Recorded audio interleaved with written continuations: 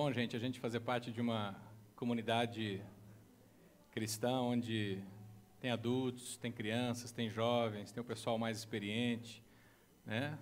Tem bebês, enfim. É um privilégio para aqueles que levam a sério isso, né? Para aqueles que... esse era o tema do mês de março, então a gente não vai entrar nele de novo, mas...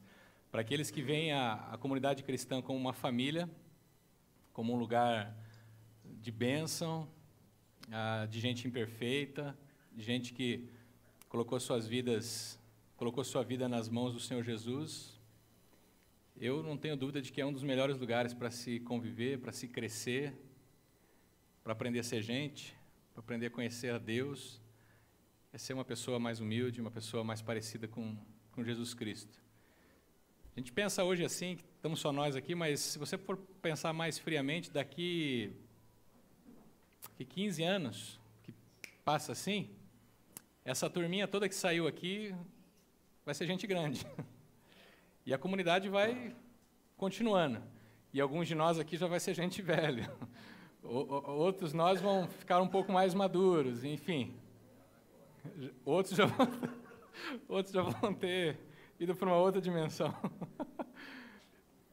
Mas que bom que você tem estado aqui, e eu fico muito, muito feliz e quero encorajar você a não desanimar, não desista de participar de uma comunidade cristã, ainda mais de uma comunidade saudável, que tem procurado entender a vontade de Deus para suas vidas e não está interessado em ficar enganando ninguém, tá? Bem, você que frequenta a comunidade Aliança já há algum tempo, você já deve ter percebido que nós temos um compromisso muito, muito forte com o ensino e com a pregação da Bíblia, com a integridade do ensino das Escrituras. Porque você pode pegar as Escrituras e fazer o que você quiser dela, ensinar o que você quiser. Mas dentro dessa comunidade aqui, nós fizemos um compromisso e temos tentado honrá-lo de pregarmos e ensinarmos aquilo que a Bíblia fala, mesmo quando ela fala e ensina algo que nós não queremos. Nós queremos abrir a Bíblia e não nós darmos voz à Bíblia, mas deixar que a Bíblia realmente fale conosco, deixar que Deus fale conosco e que os princípios e valores de Deus realmente se façam presentes na nossa vida. É nessa tentativa de compreender os princípios de Deus, os princípios e valores da Bíblia, é que nós estamos iniciando hoje essa série de mensagens chamada Permanecer Casados, uma arte, um desafio, uma decisão. O que será que isso tem a ver com tudo que a gente falou no último mês sobre igreja? Porque quem estava aqui no mês de março, a gente falou um pouco sobre qual é o tipo de igreja que nós queremos fazer parte. Mas daí a gente muda, de repente, de igreja, vai para casamento. O que será que tudo isso tem a ver com a igreja? Eu tenho uma opinião. Uma igreja só é forte, uma comunidade cristã só é efetiva quando ela tem famílias fortes. Porque se você for olhar para as Escrituras, você vai ver que a família sempre fez parte dos planos de Deus. Antes mesmo da igreja. Antes mesmo do povo de Deus, da igreja, da comunidade de Deus, Deus já tinha estabelecido a família. E ela está no centro do projeto de Deus. Algumas razões pelas quais a gente vai conversar sobre esse tema nas próximas semanas. Por que desse tema? Primeiro, o crescente aumento do número de divórcios. Se você pudesse comparar o divórcio a uma enfermidade, nós diríamos que a nossa sociedade está passando por uma grande epidemia, né? Assim como tem um monte de gente com dengue. Gente, eu nunca vi tanta gente com dengue ao meu redor. Eu sei que não é contagioso, mas começa a dar até medo, né? Tem muita gente com dengue aqui, inclusive na nossa comunidade. Vamos orar por esse pessoal. O pessoal está dengoso, mas vamos orar mais para que eles sigam as regras de repousar e seguir os procedimentos que tem para poder tratar dessa enfermidade. Mas o divórcio, ele aumenta drasticamente ano após ano, década após década. E é uma razão que eu acho que leva a gente a conversar sobre isso nessa noite. Outro motivo é a drástica mudança no cenário das separações. Há 30 anos atrás, as mulheres desejavam intensamente salvar os seus casamentos. Se você parar para ver a história 30 anos atrás, se você conversar com alguns pastores, ler alguns livros, as mulheres, elas lutavam pelo seu casamento. Elas entravam nos terapeutas, nos escritórios dos terapeutas, dos pastores, e estavam desejosas de realmente salvar aquela relação. Pouco eram os homens que queriam fazer isso. Só que hoje esse cenário ele mudou. Hoje, quando você tem um problema de casamento, de relação no casamento, as mulheres elas estão, na verdade, elas estão tomando a iniciativa para pular fora. E hoje são os homens que estão tentando salvar os seus casamentos. Isso tem algumas razões. Razão socioeconômica, por exemplo, nos últimos anos, as mulheres ganharam uma ascensão profissional e dinheiro, coisa que não havia antes, e isso impossibilitava elas de saírem de casa, porque elas dependiam do marido. No entanto, nos últimos 30 anos, as mudanças que ocorreram, elas ganharam profissão e ganharam dinheiro, então se sentem mais à vontade para dizer para o marido delas, olha, pega o teu boné, tua bola e vai embora, porque a gente não vai mais brincar. Outras são as razões emocionais. E a gente vive um momento histórico muito interessante. E, por favor, me deixe explicar isso que eu vou falar agora aqui, ao longo dos próximos domingos. Não me julga precipitadamente, porque senão não vai prestar isso aí. Toda a cultura, presta atenção nisso, toda a cultura dos últimos 30 anos, que pressionou os homens para não serem machistas, fez do homem contemporâneo um ser híbrido, que abriu mão da sua responsabilidade e da sua autoridade na relação conjugal. Calma, eu não estou defendendo o machismo, antes que o disjuntor caia aí, segura a onda, não deixa o disjuntor cair não, mulherada. Machismo é fruto de uma compreensão errada da responsabilidade que Deus deu ao homem para que ele cuidasse da sua família. Deus nunca ensinou que o homem deveria cuidar da sua família com poder, por exemplo, com tirania, com opressão. O que a Bíblia ensina é que o homem tem que cuidar, o homem, o ser masculino, tem que cuidar da sua família com autoridade. E autoridade é diferente de poder. E toda essa transição ao longo dos últimos anos, essa transição socioeconômica em alguns casamentos, onde hoje, por exemplo, a mulher, em muitos casos, ganha mais do que o homem não consegue se encaixar mais nesse processo de cuidado da sua família, porque ele diz assim, pô, como é que fica a minha autoridade, a minha responsabilidade de cuidar da minha família, se é que a minha mulher está ganhando mais do que eu dentro do casamento? Então, isso tem gerado algumas crises terríveis dentro dos nossos casamentos. Outro motivo pelo qual a gente vai conversar sobre esse tema é que o divórcio se tornou algo banal. Há 20 anos atrás, divórcio era um escândalo, era um terremoto dentro de uma família. Quando você ouvia dizer que alguém se divorciou, a casa caiu, o seu chão saía de baixo e você ficava desestabilizado. E eu sei que a nossa comunidade aqui, a comunidade de Aliança e Lagoa Santa, tem um número razoável de pessoas divorciadas, recasadas. E eu quero dizer para você o seguinte, fique muito à vontade no nosso meio. Porque nós não estamos abordando esse tema para falar contra você. Nós estamos abordando esse tema para falarmos de uma cultura e contra essa cultura. E eu quero ajudar você a desmascarar essa cultura e perceber qual que é o propósito de Deus para as nossas vidas através dos relacionamentos interpessoais. Perceba, as razões para o divórcio na atualidade são muito fúteis. Tipo, a gente achou que ia dar certo e agora não vai mais dar certo, nossos caminhos profissionais tomaram rumos distintos, a gente não tem mais um bom diálogo como antes, a gente não dá mais tanta risada como antes, então a gente vai divorciar. A futilidade tomou conta dessa relação de casamento na atualidade. E eu sei que a Bíblia fala sobre razões para o divórcio, a gente vai mencionar isso nas próximas semanas. Mas uma delas, sabe qual é? Uma das razões para o divórcio que a Bíblia fala é a infidelidade conjugal. Infidelidade conjugal, segundo a palavra de Deus, dá à pessoa ofendida, à pessoa traída, o direito de abortar a relação. Mas tenha cuidado com o negócio aqui. Porque infidelidade conjugal não pode se resumir apenas à pessoa que trai. Não pode se resumir apenas à pessoa que ofende.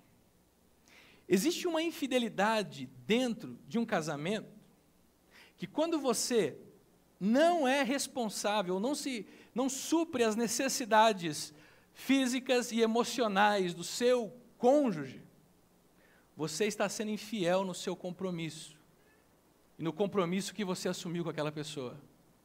Então, infidelidade conjugal nem sempre é de quem sai fora do cercado, mas ela começa dentro do casamento.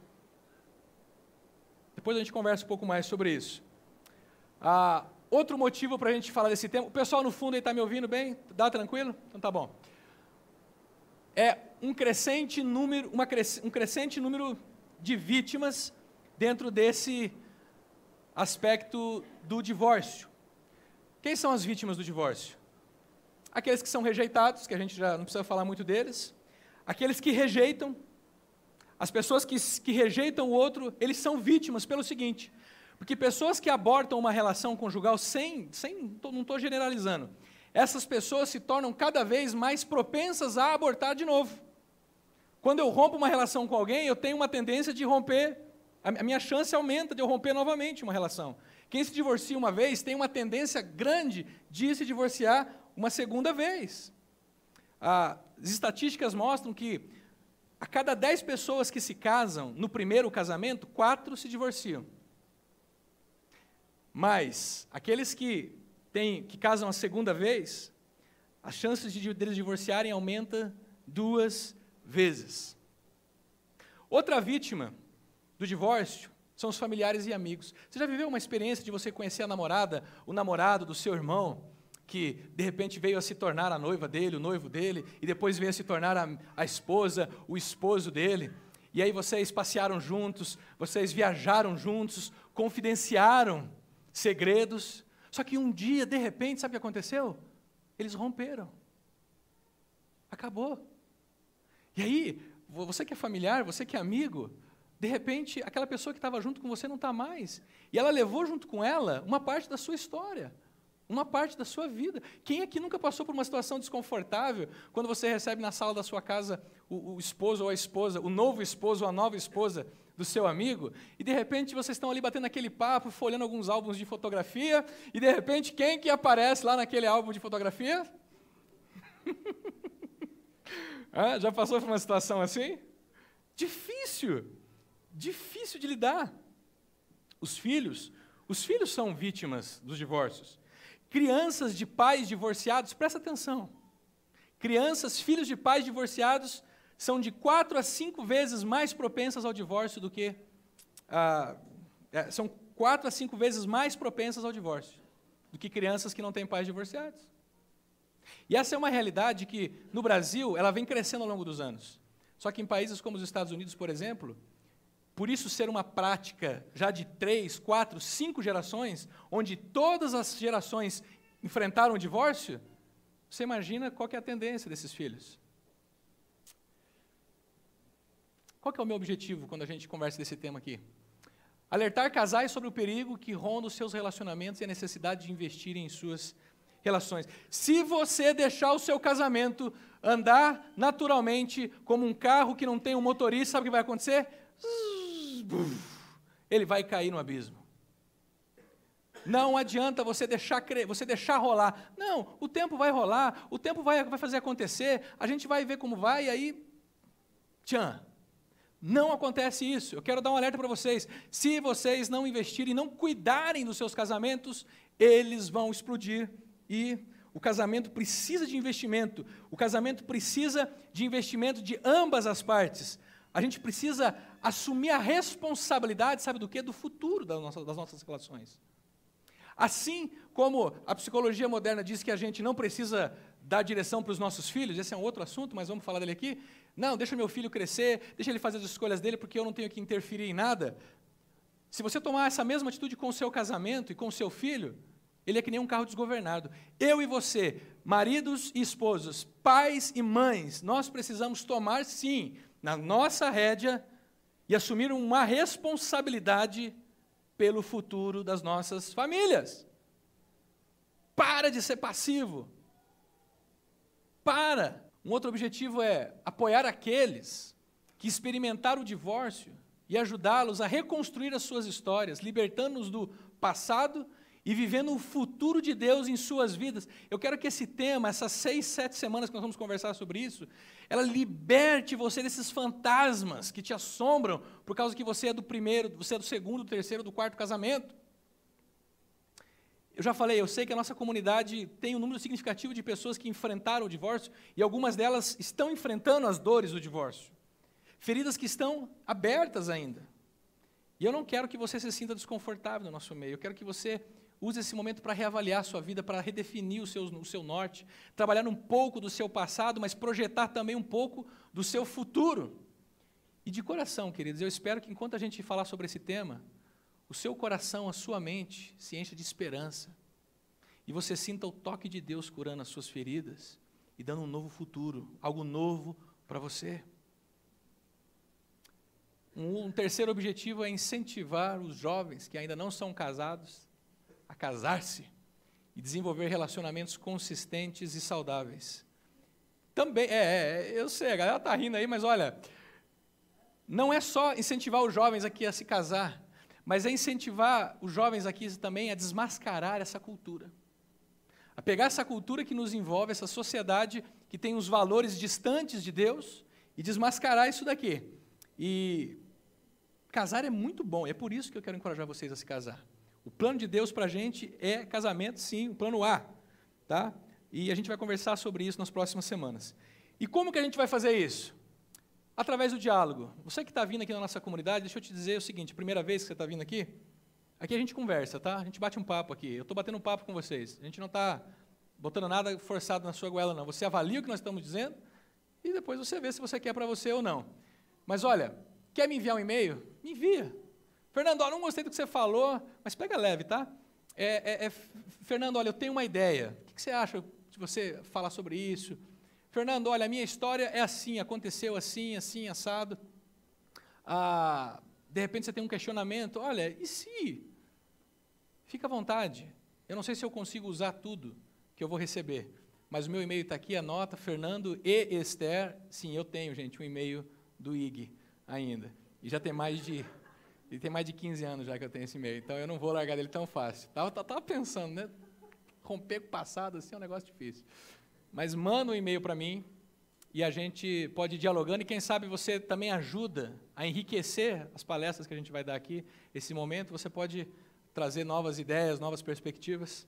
Tá bom? Vamos fazer isso através do diálogo.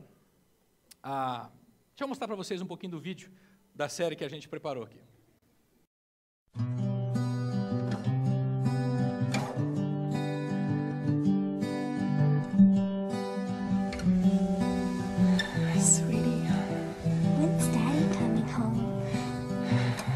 He's gonna be home soon, I promise, okay? Why have you and Daddy been fighting so much? I know it's tough, honey. We've just been going through some tough times, but I promise Daddy will be home tomorrow, okay? Have sweet dreams.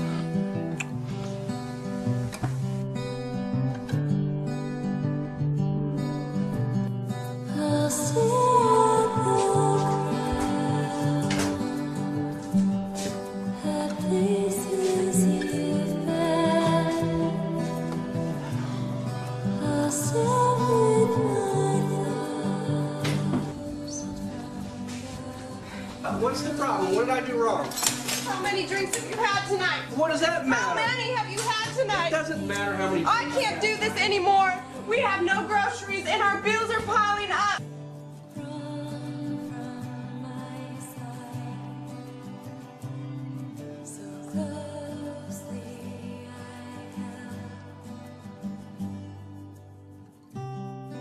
What's the problem with you? Why are you raising your voice to me like that? Just forget it. Forget what? This is crazy. Why are you talking to me like this for one thing? Does Daddy love Mommy? Why don't they love each other? Is it my fault? Why I love Grandma. Do you love each other? Where is Daddy going? Why don't they love each other? I love my mom and Dad. Why are you crying, Mom? Is Daddy coming back? Is it my fault? I want you to leave, Steve. I want you to leave. I want you to pack your stuff and go. I can't do it. I can't take this. Oh, God. I want a divorce. I want a divorce. I can't do this anymore. You mean that?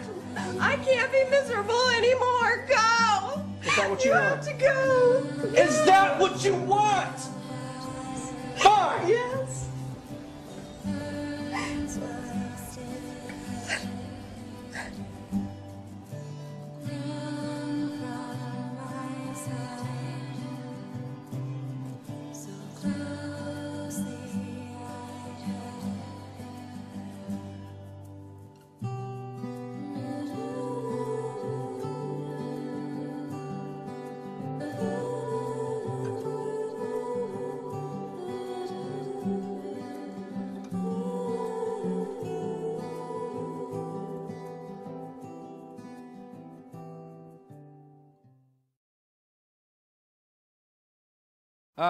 A Bíblia nunca disse que não é.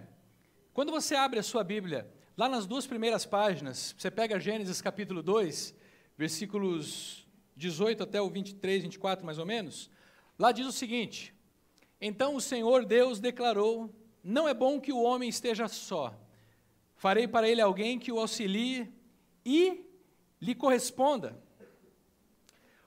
Uma constatação que Deus faz aqui nesse versículo é o seguinte: nós não fomos criados para a solidão.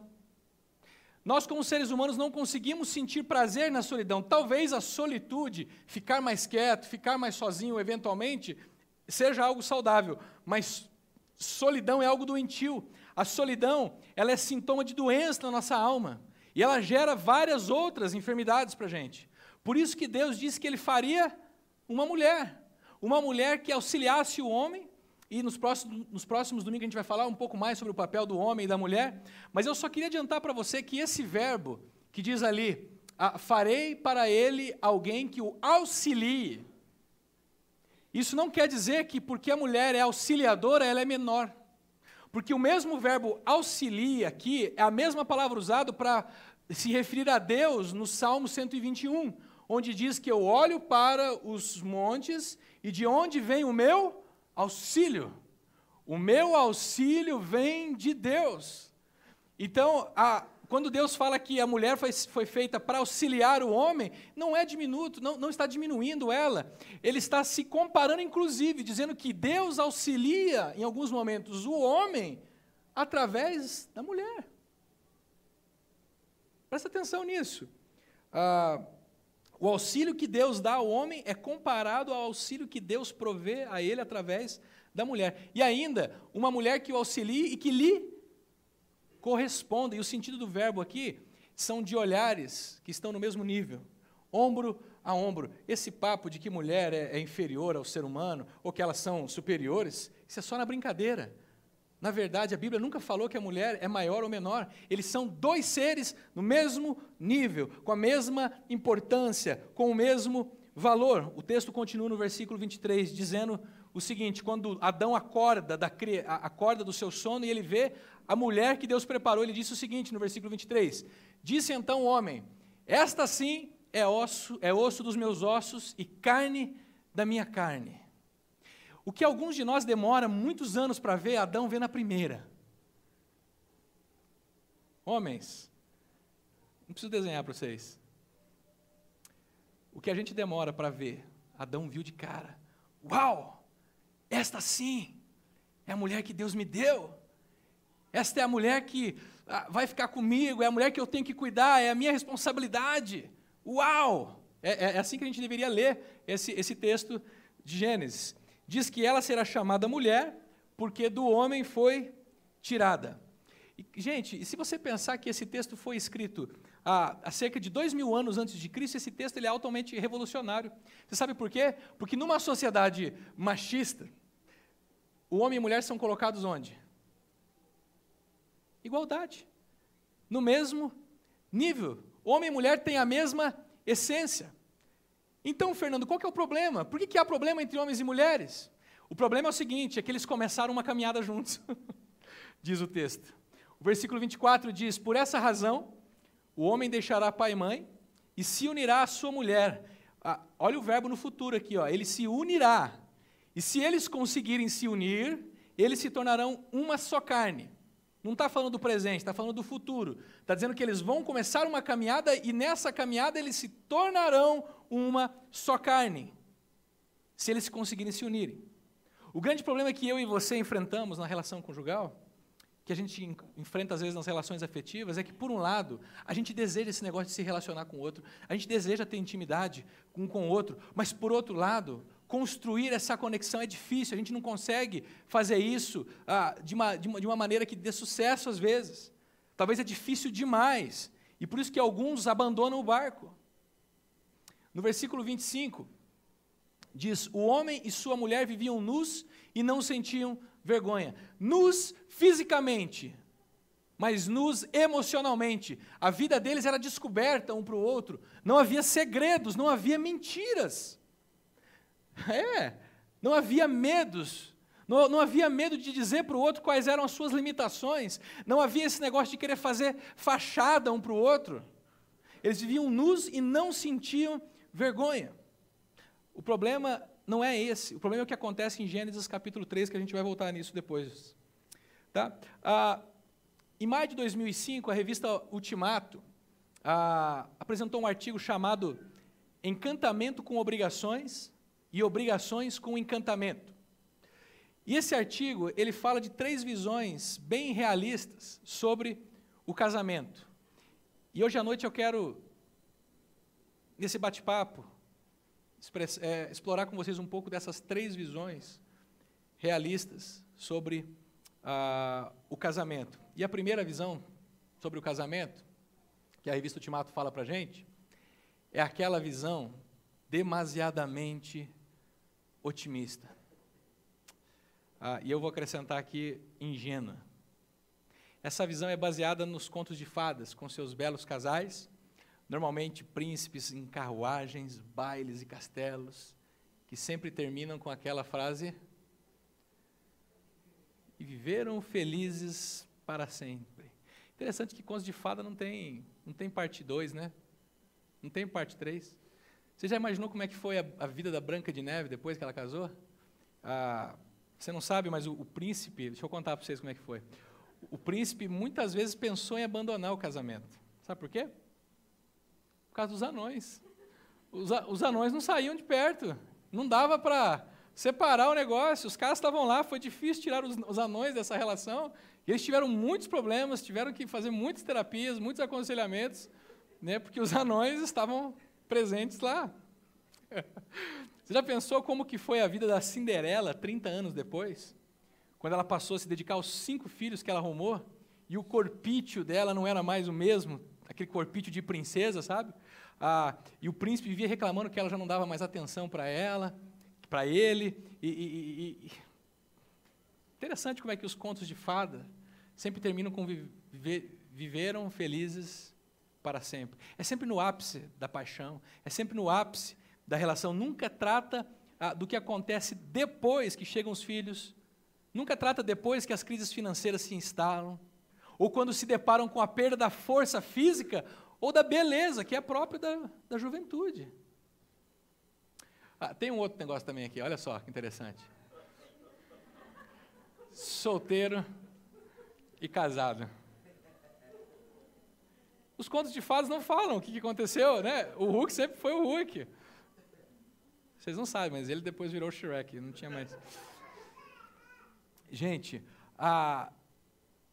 essa visão demasiadamente otimista, romancista, tem causado os divórcios que nós temos na nossa sociedade hoje.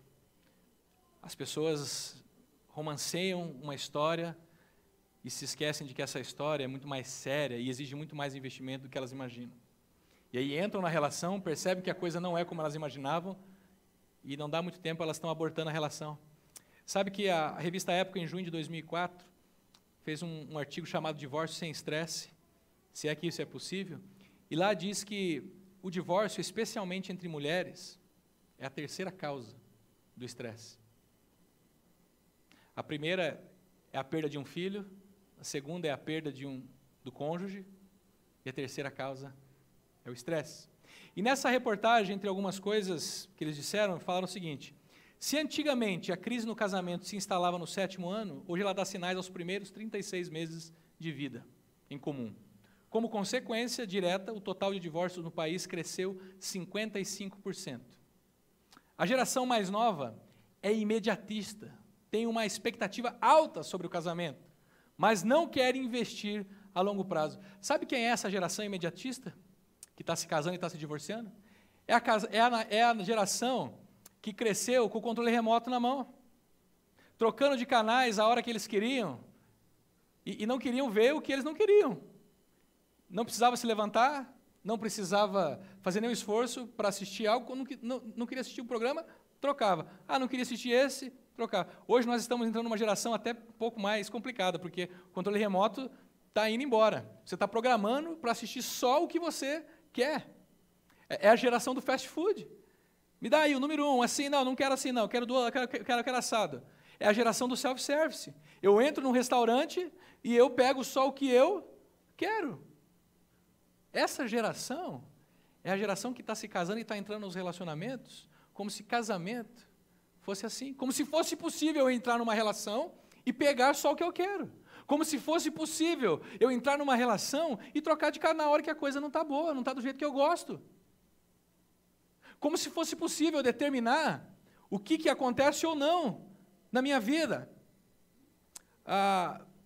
E por isso, uma das frases mais características dentre essa geração, sabe qual que é? Eu tenho o direito de ser feliz. Olha outras coisas interessantes aqui. Em Portugal, a taxa de divórcios aumentou 90% de 95 a 2004. Na Inglaterra, metade dos casamentos acabam antes dos 18 meses. A cada 33 segundos acontece um divórcio na União Europeia. E nos últimos 15 anos, a União Europeia, cerca de 16 milhões de crianças foram afetadas pelo fim do casamento dos seus pais, ou seja, 1 milhão de crianças por ano. E diante disso, uma socióloga faz a seguinte análise: o casamento dura enquanto dura o amor sentimental. Quando acaba o sentimento, acaba geralmente também o casamento. Agora, esse é o problema na Europa.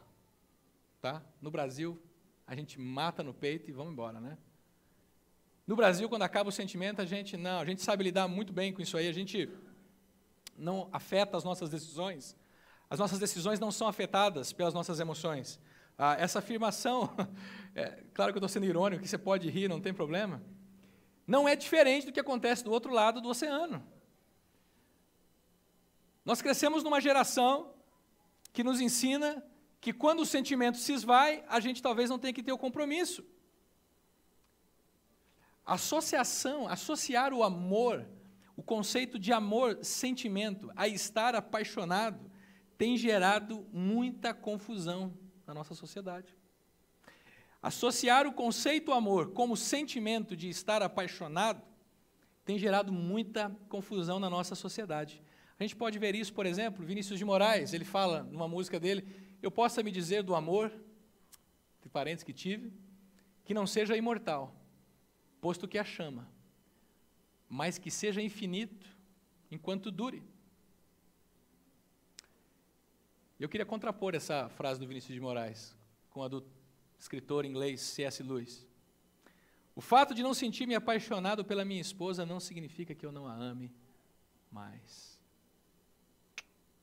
O fato de eu não estar tão apaixonado pelo meu esposo não significa que eu não o ame mais. Guarde isso daí, a gente já vai voltar nisso daí.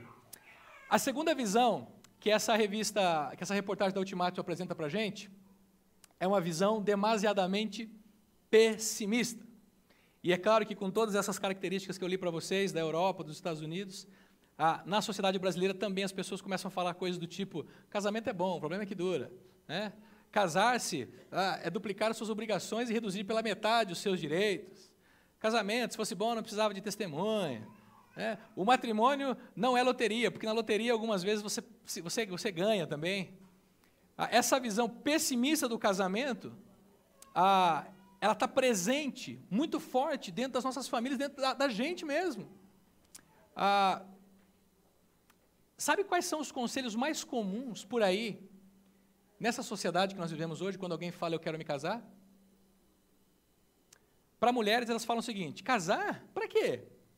Você não sabe como é que a sua vida está boa, menina. Fique só namorando. Isso é o melhor da vida. Ainda mais você que é independente financeiramente. Você devia curtir o seu namoro. Ter um homem que vai querer mandar em você, que vai te privar da sua total liberdade, pode não ser um bom negócio. E olha, gente que dá esse tipo de conselho, com certeza, é gente que não experimentou e não sabe o que é um bom casamento. E a sua visão é deturpada. Não sabe que o casamento é um projeto de Deus para a vida de um homem e de uma mulher. Agora, para os homens também o conselho vem. Por que casar, rapaz? Melhor você ficar solteiro. Você pode conhecer várias mulheres, não ter compromisso, pode ficar galinhando por aí. Né? Ela mora na casa dela, você mora na sua casa, você sai durante a semana para namorar, fazer amor, ir para a night, saborear os prazeres, e aí todo mundo volta para a casa do papai e da mamãe no final, ou para a sua própria casa hoje. Será que isso reflete o plano de Deus para a gente? Será que esse tipo de atitude, essas frases, reflete uma maturidade? Ou reflete uma eterna, tremenda adolescência na vida de homens e mulheres do século XXI? Algumas consequências dessa visão pessimista é que as pessoas se casam cada vez mais tarde. 10 anos atrás, a média de idade que as pessoas se casavam no Brasil era de 23 anos para o homem, 23 anos para a mulher e 27 anos para o homem. Hoje, é 26 anos para as mulheres e 30 anos para os homens. Pode consultar o IBGE depois. Por causa de uma visão materialista. Casamento, casar-se nunca foi tão caro. No passado, as pessoas se casavam porque se amavam. Hoje, elas se casam somente depois que elas conseguem fazer faculdade, pós-graduação, mestrado, pós-doc, compra casa, carro importado, um para cada um, faz uma poupança de R$100 mil, porque é o que custa um filho até os 5 anos de idade, segundo algumas revistas. E aí, sim, depois que você tem tudo isso, você está pronto para casar. Ainda, essa mentalidade tem gerado nos homens, Peter Pan, ou Peter Pan, que nem alguns gostam de dizer.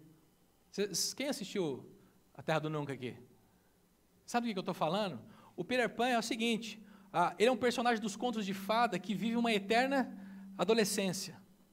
Ele vive na terra do nunca. Ele nunca cresce, ele nunca vira homem, ele nunca tem responsabilidades, ele só quer diversão, nada de compromisso. Até a treta dele com o Capitão Gancho é um entretenimento eterno que ele tem, para o dia dele não ficar tão monótono assim.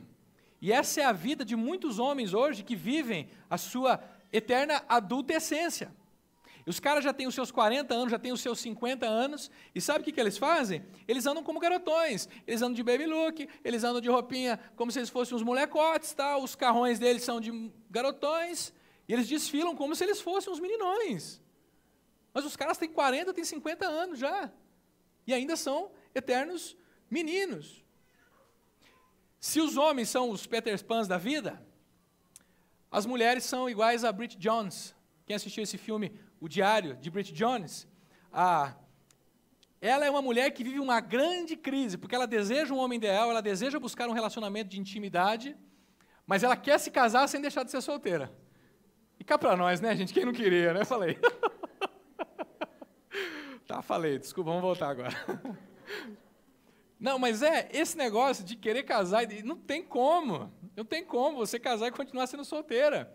Ela não quer assumir as dores do outro, ela tem medo de entrar num relacionamento, porque sabe que um casamento vai gerar dores, vai gerar responsabilidades, então, estou fora disso, não quero. Uma outra consequência dessa visão demasiadamente pessimista é o aumento de uniões consensuais. Tem pessoas que acham que o papel, você ir no cartório e casar-se oficialmente, traz algum tipo de maldição. Porque tem o cara que fala assim, nossa, o meu amigo namorou 8 anos e estava tudo beleza, aí foi ele casar, botar no papel, não deu 1 ano, o cara separou. Como se o papel tivesse alguma maldição. O outro problema é que eu acho que é por aí, acho que não é só a maldição do papel é uma desculpa que o pessoal arruma para não oficializar as suas relações, mas eu acho que a segunda ali é mais real, é a possibilidade do divórcio. O camarada entra numa relação já ponderando que o divórcio é uma realidade.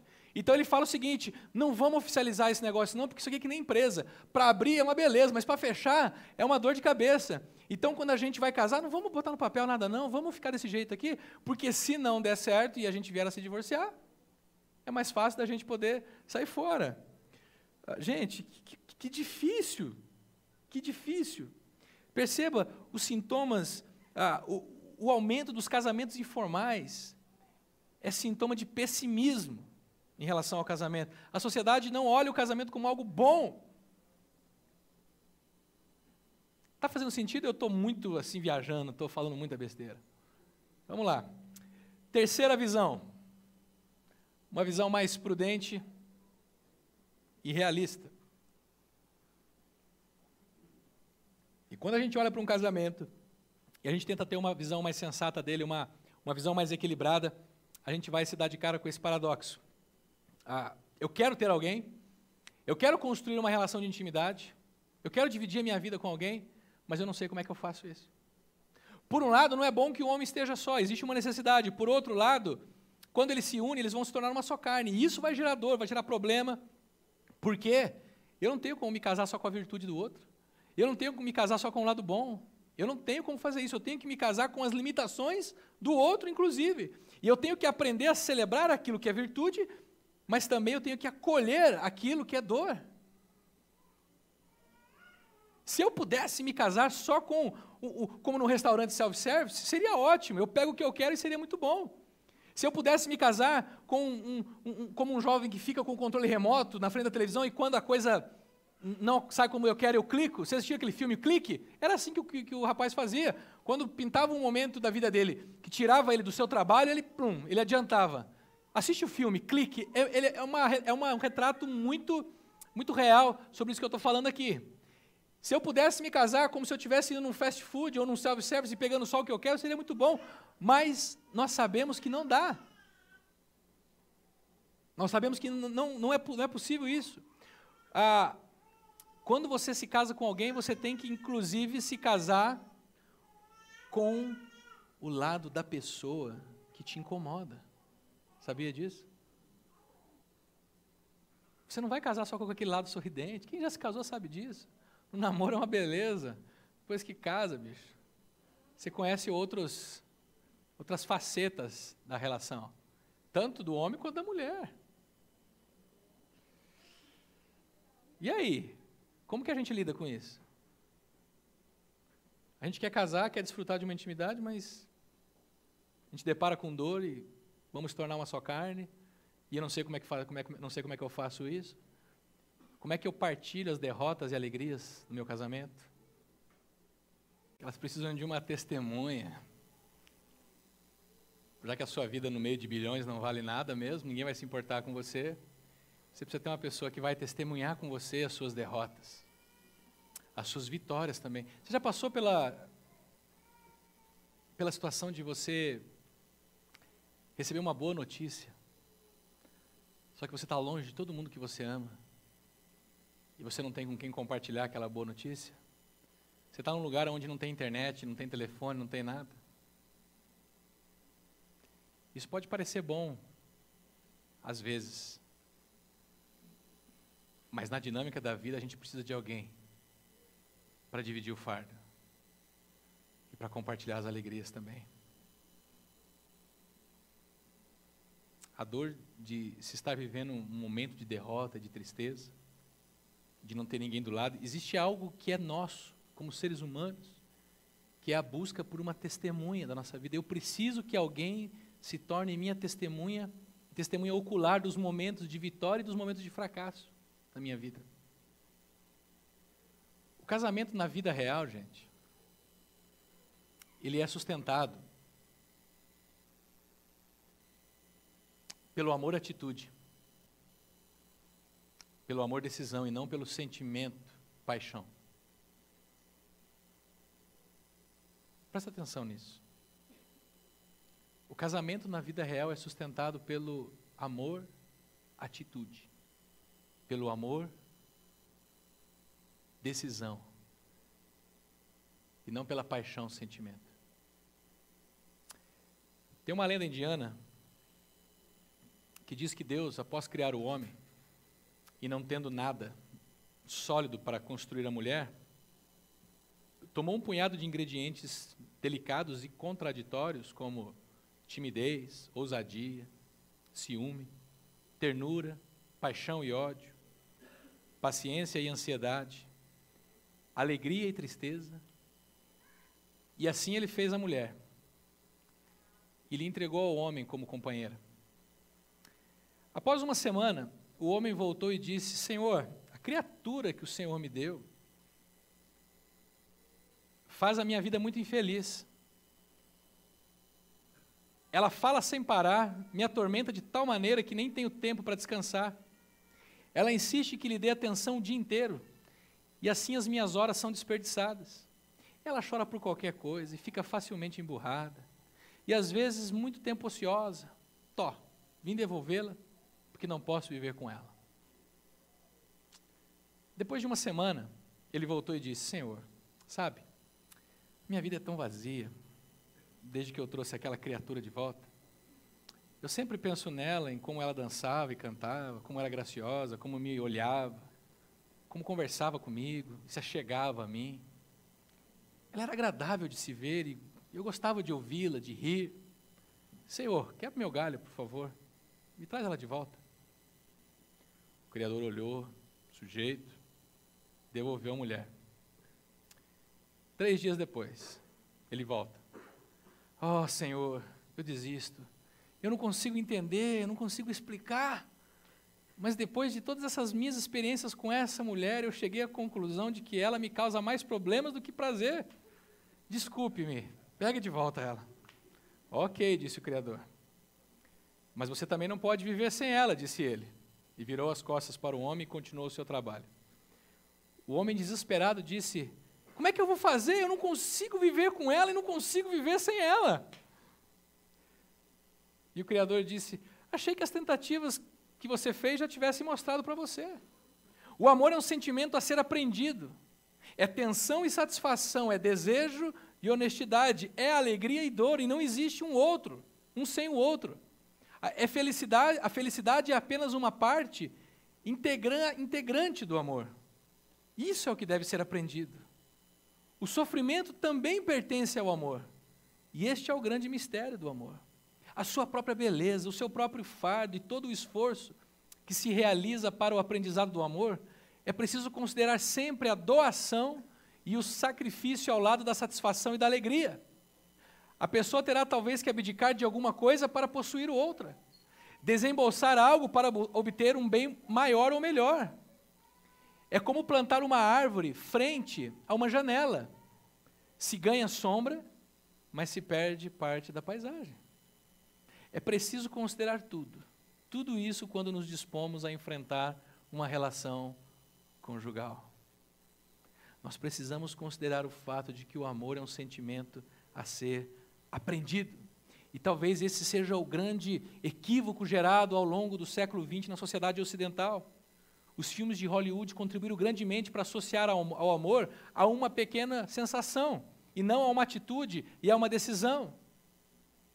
Os filmes de Hollywood foram fundamentais para nos convencer de que o amor verdadeiro é a paixão. Amor não é algo que eu sinto por alguém, amor é algo que eu faço, que eu decido praticar na direção de alguém. E a lógica é a seguinte: se amor é sentimento, algumas coisas que Jesus mandou eu fazer, não seria possível fazer. Porque quando Jesus diz, por exemplo, que eu devo amar o meu inimigo, se ele está dizendo que eu devo sentir paixão pelo meu inimigo, eu estou fora, eu não vou conseguir. Agora, quando ele diz para me dar de beber ao meu inimigo, para eu dar de comer ao meu inimigo, ele está dizendo o quê? Se você não sente, faça. Decida fazer. Se ele diz que eu devo, apesar de não sentir paixão pelo meu inimigo, eu devo exercitar o meu coração para ter atos de bondade com eles, aí faz sentido. Aí eu consigo entender o que o C.S. Lewis diz, que apesar de eu não estar tão apaixonado pela minha esposa, não significa que eu não a ame, porque amor não é um sentimento, amor é uma atitude, amor é uma decisão. É uma decisão que não basta eu tomar uma vez na vida, a gente tem que tomar essa decisão todo dia. É uma decisão que não basta a gente declará-la apenas num dia bonito, cheio de flores, com tapete vermelho, com uma música legal, com várias pessoas, com testemunhas. Essa decisão é uma decisão que eu tenho que tomar todo dia. É uma decisão que eu tenho que colocar, eu tenho que tomá-la, inclusive, nos momentos mais críticos da minha relação. Quando você diz que viver juntos vai ser muito difícil, vai ser difícil se você optar pela amargura. Vai ser difícil se você optar pelo sentimento. Mas vai ser superável se você optar pelo amor. Uma atitude que acolhe o outro nas suas limitações, uma atitude de bondade para com o outro nos momentos difíceis, uma atitude que você decide por si só deliberadamente compreender o outro nos seus limites. É olhar para o seu cônjuge e pensar, puxa, ele não consegue, eu vou na direção dele, não o condená-lo porque ele não consegue. É quando a gente chega no limite, que você não consegue mais corresponder às expectativas do outro. Eu sei que aqui nunca ninguém passou por isso, mas de vez em quando no casamento, a gente chega num ponto que a gente não consegue mais suprir as expectativas do outro. Parece que foi tudo. O que eu faço não é suficiente. E a pessoa está frustrada comigo. E é nesses momentos que eu tenho que optar pelo amor. O amor que celebra a virtude e que acolhe limitações. Veja só, quando eu mostrei em Gênesis 2 para vocês que ali existe o desejo do ser humano de ter intimidade, de se relacionar, e ao mesmo tempo exige ali uma dificuldade do ser humano em construir a relação, é porque nós temos que ter a seguinte consciência. Um homem e uma mulher, eles são diferentes na sua sexualidade, na sua personalidade e na sua história de vida. A gente vai falar um pouco sobre isso nos próximos domingos, mas perceba que quando lá em Gênesis 2, o homem e a mulher vão se unir, eles vão se unir porque apesar deles terem a mesma essência, dos dois serem humanos, eles são diferentes. Eles são iguais, mas eles são diferentes. Consegue perceber? Eles têm uma sexualidade diferente, uma personalidade diferente, eles têm uma história de vida diferente. E esse negócio de história de vida diferente, gente, faz uma diferença lascada na relação conjugal. Porque entre casais, eles não percebem, muitas vezes, que a mesma palavra pode significar vários significados, pode ter vários significados dependendo qual cônjuge fala, usa. A mesma frase tem sentidos diferentes para cada um dos cônjuges. Não é assim que acontece com vocês? Conosco? Isso é devido à nossa história de vida. Existe palavras que para uns é um elogio, mas para o marido, para a mulher pode ser um elogio, mas para o marido pode ser uma agressão, porque aquilo foi atribuído um valor ao longo da história dele, e é por isso que a união é um processo que exige determinação, uma atitude chamada amor e não um sentimento chamado paixão. A paixão ela vem e vai, mas o amor, como diz Cantares, é mais firme do que a morte.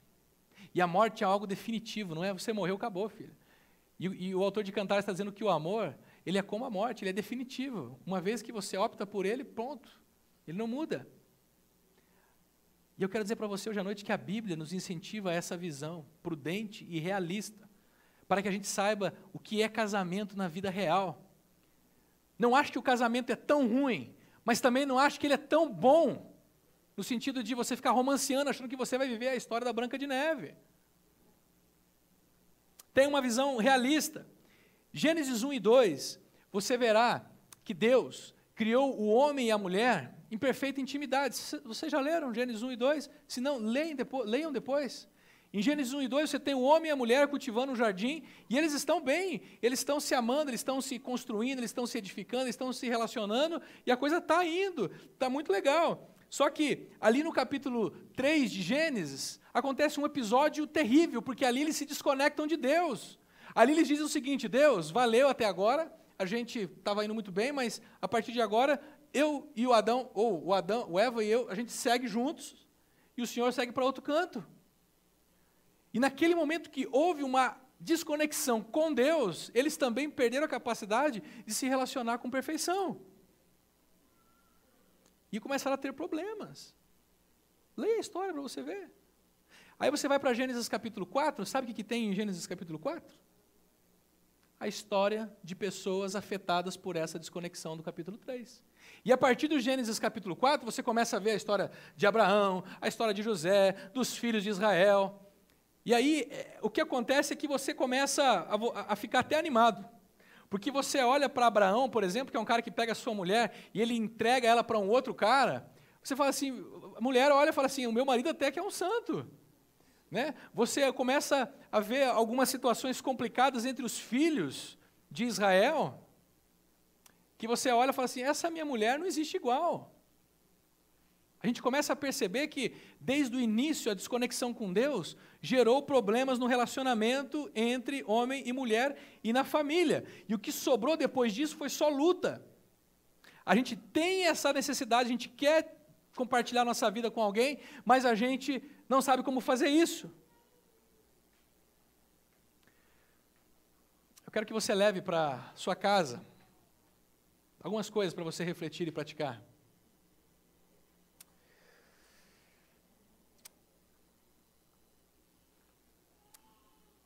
Quando as crises chegam no seu casamento, qual a opção que você tem tomado? Me fala. Qual é a opção que você tem tomado quando as crises têm chegado no seu casamento? Duas pessoas juntas para o resto da vida é difícil demais. Cultura contemporânea, sociedade. O manual do construtor ou do criador vai dizer que a construção da intimidade exige não um sentimento chamado paixão, mas uma atitude chamada amor. Eu queria convidar você a pensar seriamente. Quais são as opções que você tem feito? E quais são as opções que você vai fazer na crise que você está enfrentando no seu casamento? Como é que você vai resolver isso? Eu sei que o nosso foco hoje à noite aqui é para os casais, mas talvez alguns de vocês vieram aqui e vocês estão num momento de crise na relação com seus pais. Talvez alguns de vocês estão num momento de crise na relação com seus filhos. Talvez alguns de vocês estão com crise na relação com um amigo. E você está tendente a abortar essa relação. Eu espero que você tenha percebido nessa noite que o que mantém os nossos relacionamentos ao longo do tempo não são sentimentos chamados paixão, mas são atitudes chamadas de amor. Não importa quão difícil vai ser, o que importa é que eu decidi te amar. Ponto.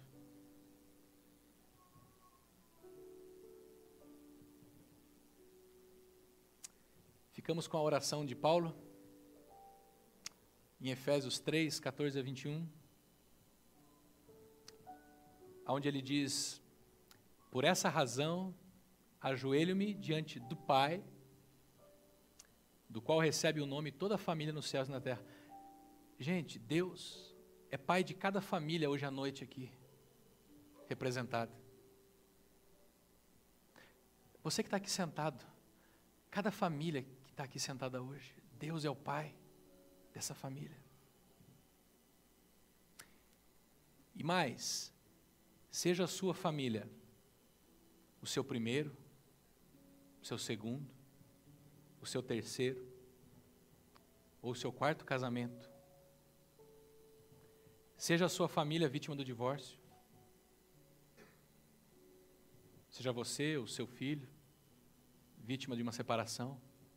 Eu quero que você se lembre que Deus, o nosso Pai que está nos céus, Ele se lembra de todas as famílias indistintamente.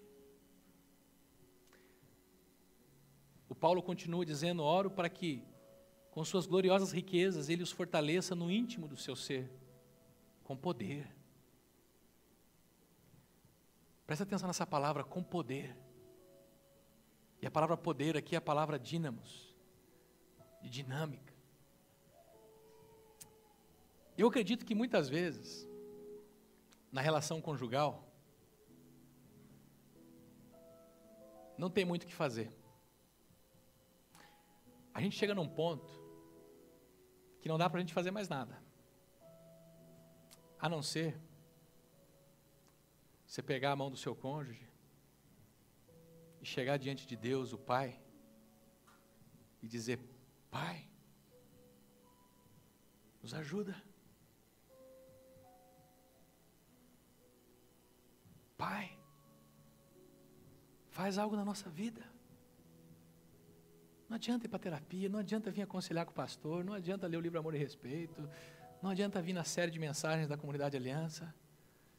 Tem momentos que você vai precisar pegar o seu cônjuge e ir diante de Deus e dizer: nos dá poder. Nos dá poder para vencer isso. Nos dá poder para ficar firmes. Seja na relação com o cônjuge, seja na relação com o irmão, com o amigo, com os pais, com os filhos. A gente chega num ponto que as ideias não mudam mais a nossa situação. Não adianta viajar. Eu sei, tem gente que quando o casamento está despedaçando, fala: não, vamos fazer uma viagem, vai resolver. Nós vamos passar 15 dias fora, e aí vai voltar. Não resolve. Não, vou comprar um carro novo para ela. Não resolve. Você já parou para pensar quantas vezes você tentou essas artimanhas?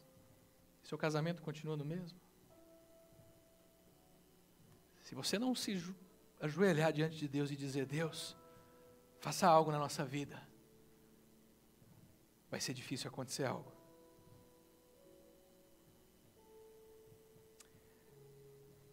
Penúltima linha ali: para que Cristo habite no coração de vocês, mediante a fé. E oro para que, estando arraigados e alicerçados em amor, vocês possam, juntamente com todos os santos, compreender a largura, o comprimento, a altura e a profundidade do amor de Deus. E conhecer o amor de Cristo, que excede todo o conhecimento, para que vocês sejam cheios de toda a plenitude de Deus. Deus o Pai é a fonte de todo o amor. E quando a nossa fonte de amor seca, quando a nossa fonte de amor pelo nosso cônjuge seca, quando a nossa fonte de amor pelo nosso marido, pela nossa esposa, ela acaba, ela é drenada. Se nós estamos conectados ao Pai, e nós oramos a Ele pedindo que Ele manifeste o seu poder para que a gente conheça quão grande é o seu amor, isso acontece.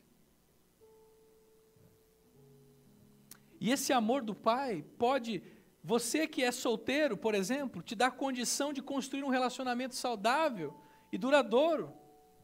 Esse amor do Pai pode dar a você que é divorciado, que é recasado, de restaurar as suas emoções e fortalecer o seu casamento.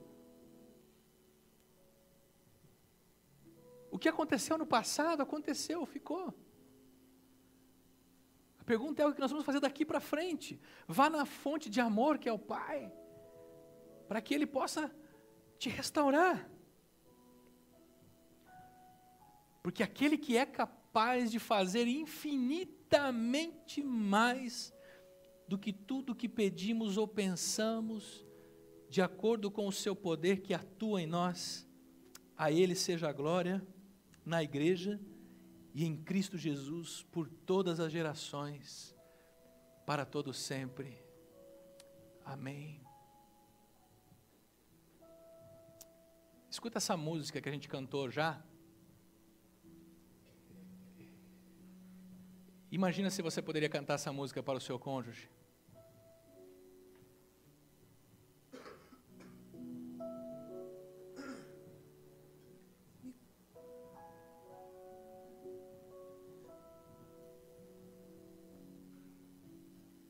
Eu me conheço mais olhando pra você, eu vou descumprindo quem sou. E penso agora no que você vê, o que me diz de mim, o que eu não reconheço. Sem você eu não me enxergo bem, não. Se vivo a vida sem querer saber de mais ninguém, pois não há bom proveito nos dias aqui, quando o coração anda distante, triste, frio e sem amar. Em você eu tenho o que falta em mim, e descubro o que tenho de melhor para lhe oferecer. Senhor, nós queremos nessa noite pedir a Tua bênção sobre as nossas vidas. Cada pessoa que se encontra aqui, Senhor, Tu conheces o mais profundo. O Senhor conhece o íntimo do coração de cada um. O Senhor sabe bem quem são aqueles que diante dessa palavra hoje à noite saem daqui engajados, encorajados e dispostos a lutarem pela sua relação e a descobrirem o caminho do amor como uma atitude bonita ao longo da vida. Mas o Senhor também conhece aqueles que estão desencorajados, desanimados, sendo convencidos pelo inimigo de que não existe mais esperança. Somente o Senhor é capaz de reverter as decisões desses irmãos, desse irmão e dessa irmã. E eu te peço que o Senhor derrame sobre eles, sobre o coração deles, a esperança, a renovação das forças físicas e emocionais, a restauração do amor.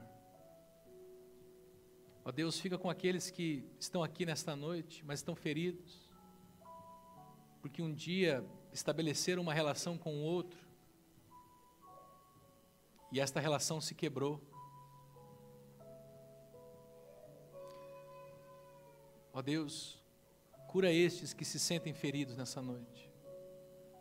Restaura as emoções desses amigos e amigas. Dê a eles a renovação da esperança também.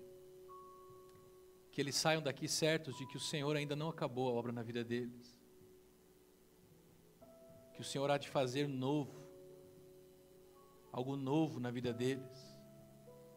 E que eles ainda olharão para a história e celebrarão a Tua sabedoria e o Teu amor para com a vida deles. Abençoa-nos, Pai, ao longo dessa semana. Abençoa as nossas famílias. Abençoa os mais variados relacionamentos aqui representados, ó Deus. Em nome de Jesus. Amém. Eu continuo à disposição para você me mandar um e-mail com a sua pergunta, com o seu questionamento, com a sua experiência, com a sua história. Vamos continuar conversando sobre isso. Peço que você fique de pé. E que a graça do nosso eterno Deus, que a graça do nosso Senhor Jesus, e que o amor do nosso eterno Deus e Pai, e que a comunhão e o consolo do Espírito Santo esteja sobre nós nessa noite, nos capacitando a aprendermos o sentimento do amor, e nos capacitando a vivermos uma vida onde o amor é uma atitude, uma decisão, para que o Senhor seja glorificado através de nós. Que o Teu Espírito Santo esteja conosco nessa noite, nessa semana, para todos sempre.